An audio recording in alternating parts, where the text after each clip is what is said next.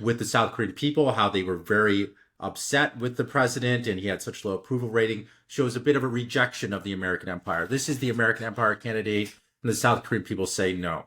We're Yeah. saying the same thing in Europe. We have the French government's collapse. So, Starmer is incredibly unpopular.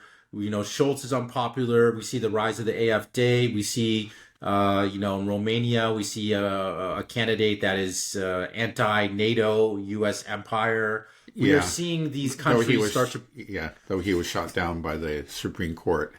I mean, the election was actually canceled, or um, the results were canceled, and the Supreme Court ordered that the election be held again. And it was clearly, they didn't even provide any reason. Um, it was clearly just because the wrong candidate had won. But that's another example of kind of the authoritarian reactions that we're seeing from the so-called democratic forces. Well, if they hold elections again, and then what are they going to do? They're going to pressure people or threaten people not to vote for Yeah, this we'll guy? see. I mean, like, Maybe, it seems rather foolish. Most likely, who knows? He'll probably do better this time. But exactly. What if he does better? yeah, And then yeah, they can't hide no, it. that's a good point. Right. So perhaps that's another way for the empire to collapse is if Right. the vassals of the United States start to turn against. Yeah. You Well, know, yeah, the- we've the- talked the about leader. that. There are some hopeful signs within Europe. Like in South Korea, I think it's too much to say that it's like there's a party that's actually opposed to the alliance with the U.S. I don't think there's any serious political party within South Korea that wants to actually move away from the U.S. But I think the enthusiasm for the American empire that the current president showed was very unpopular. He took things too far, especially his desire to support Ukraine. I've heard that it was something like 80% of South Koreans were opposed to that. It was deeply unpopular. Um, yeah.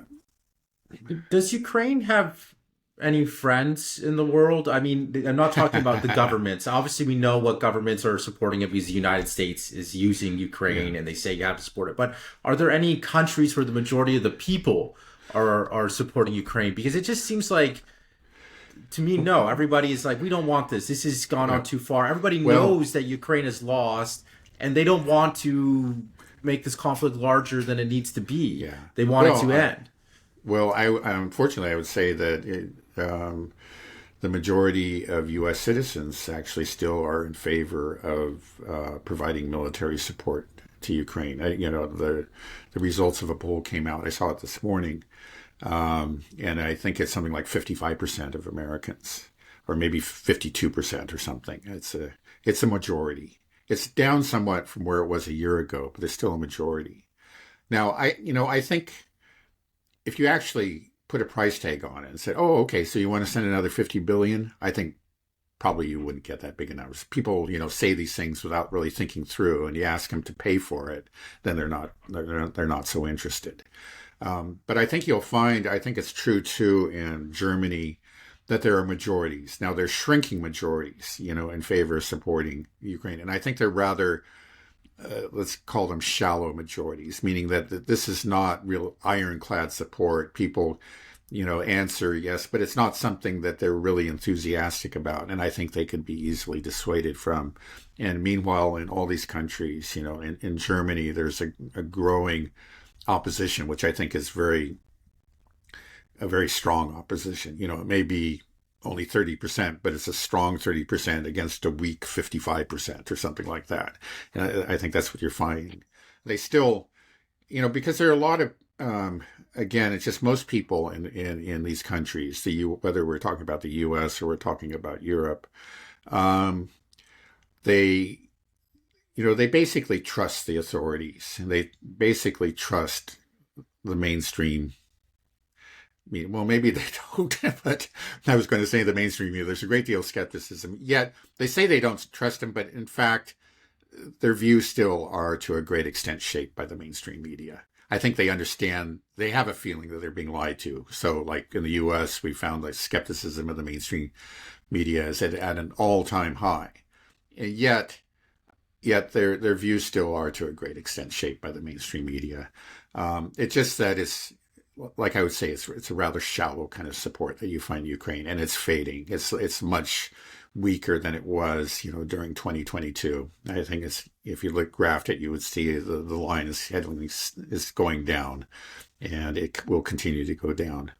Um, yeah, again, it's not like Israel where you find very, um, fervent support, among the people. Um, Certainly in the United States, you don't find that kind of support in the U.S. or I think in most European countries. An exception. We may have to make an exception for the Baltic states and perhaps Poland as well.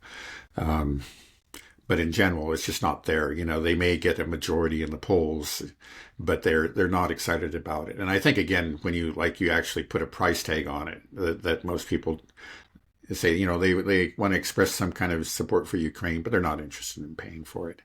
It's the leaders who are enthusiastic about this, and the leaders who continue to make the policy, without any real support of the population.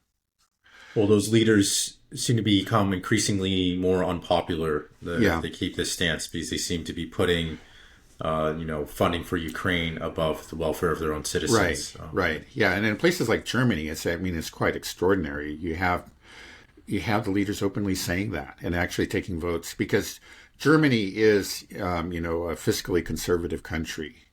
They try to balance the budget. They try to keep the debt under control. So, they realize they can't pay for everything. Unlike the U.S. that has the world's reserve currency, they can't just print more money.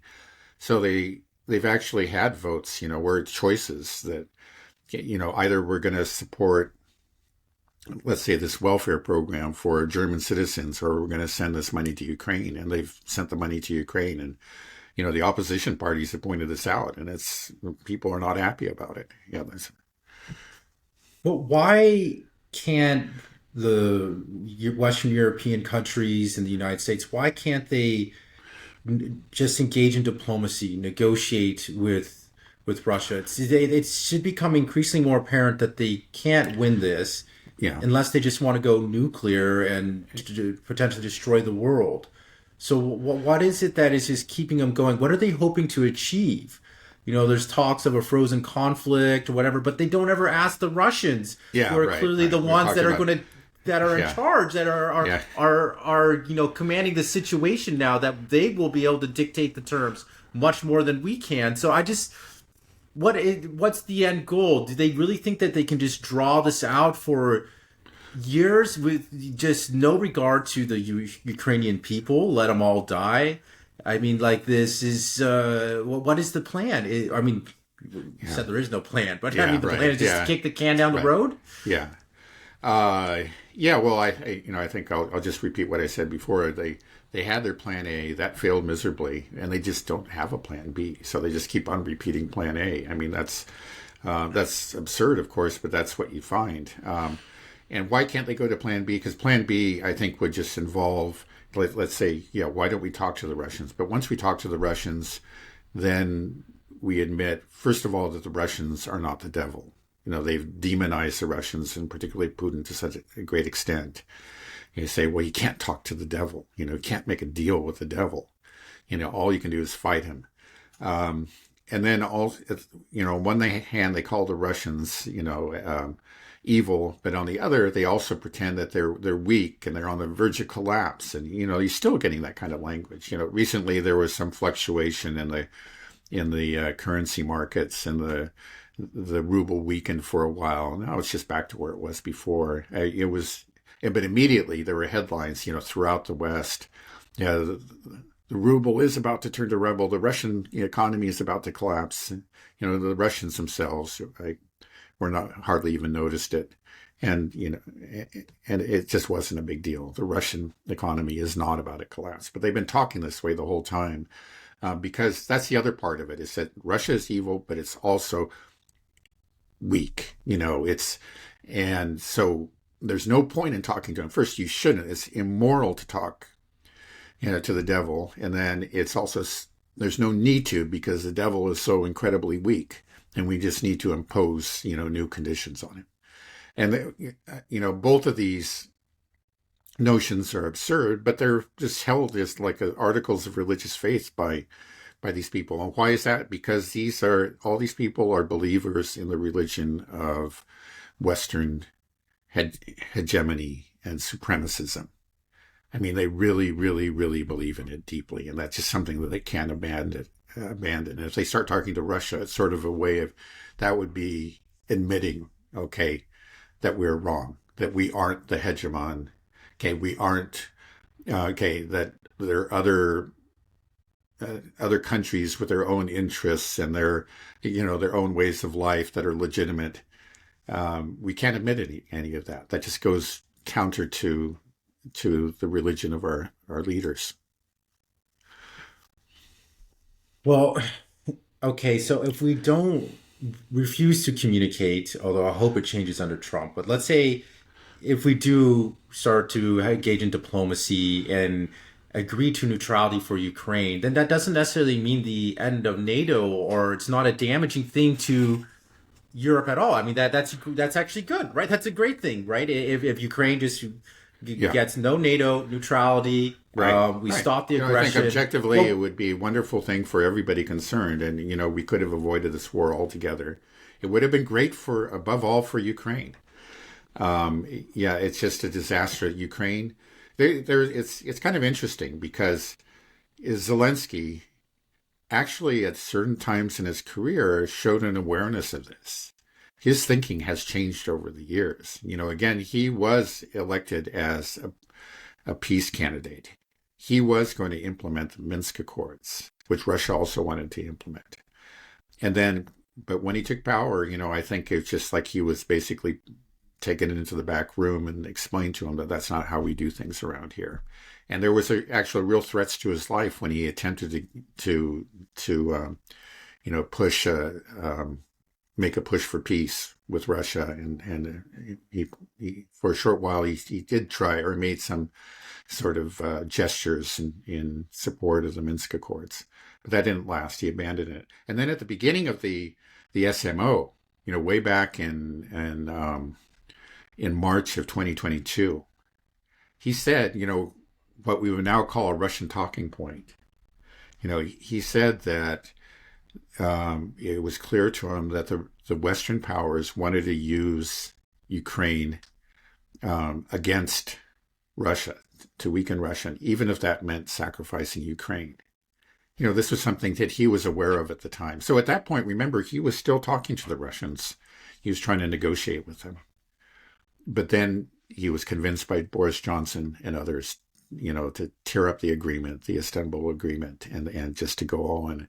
And I think at that point, there was some point where he became a Banderite and a globalist, and since then we haven't seen any signs of awareness. It's just like I think he basically sold his soul to the real devil, and there's just no coming back.